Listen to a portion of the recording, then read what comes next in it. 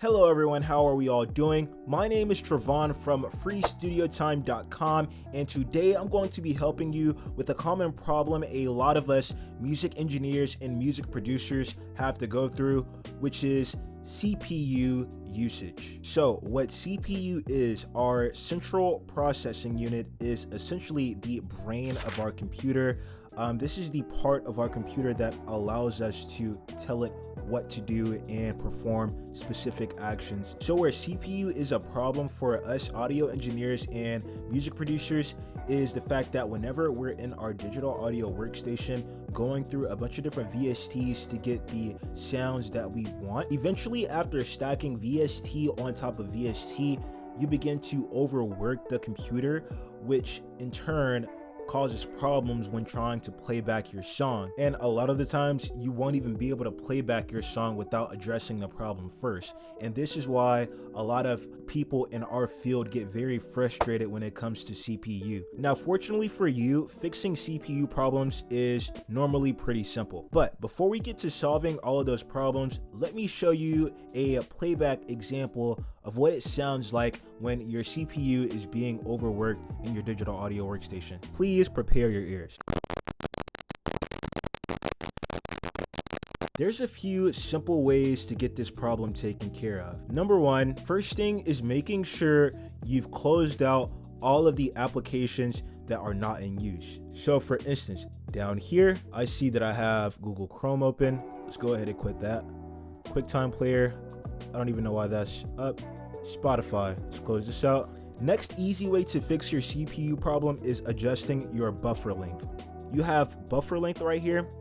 Right here, I have it at 128, and turning your buffer length up to a high amount will prevent a lot of that craziness from happening. And sometimes 2048 isn't enough and you may just have to max it out. Remember, this part is only important because we need to hear what we're playing back. You won't be able to hear the CPU's effects on your track after you export. Next thing while we're here is sample rate.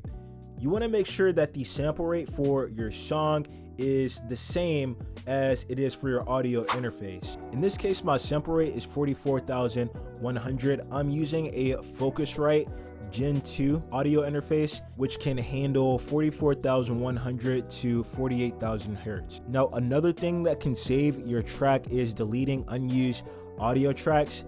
Now, this problem only concerns people that record their own music and engineer their own music. So whenever you recorded an audio track and didn't like it but didn't throw it away, it still takes up space within the project. So you want to make sure you take care of that situation by coming over here to tools.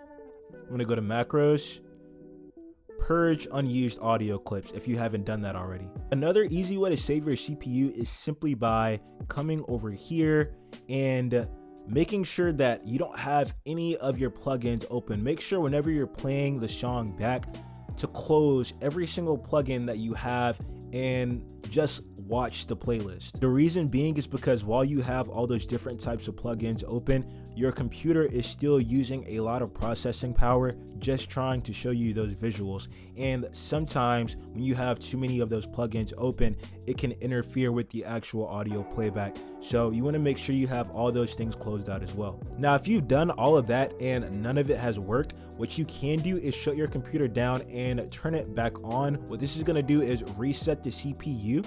After that, just open up your digital audio workstation in the project, and you shouldn't have any problems until you start tinkering around with different types of plugins. And before we close this video out, there's two more things I want to go over with you all. Now, if you use Ozone 10 and you're having problems with your CPU, don't worry, because a lot of people are dealing with the same problem, mainly just because Ozone takes up a lot of processing power, and a way to reduce the amount of processing power it takes is by coming over here to meters and disabling meters. After doing that, it will still indeed take up a lot of processing power, but it'll be minimized by a little bit. And when you think about how much processing this thing uses, a little bit is actually a lot. If you use Soothe 2 and you're experiencing a lot of issues with your CPU, you want to make sure that you come over here to your quality level and turn it down to somewhere where your CPU can handle it.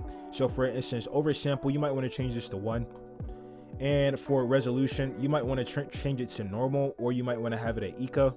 But alright everyone, those are a few simple tricks that you can use for CPU overload situations. Now if you're a beginner interested in learning how to mix your vocals with stock plugins inside FL Studio, make sure you hit the link in my description so I can give you a detailed step-by-step guide on how to do just that, which I can guarantee will 5 times the speed in which you progress. But alright everyone, I hope you got a lot of value out of this video. If you did, make sure to hit like and subscribe. I'll catch you all in the next one.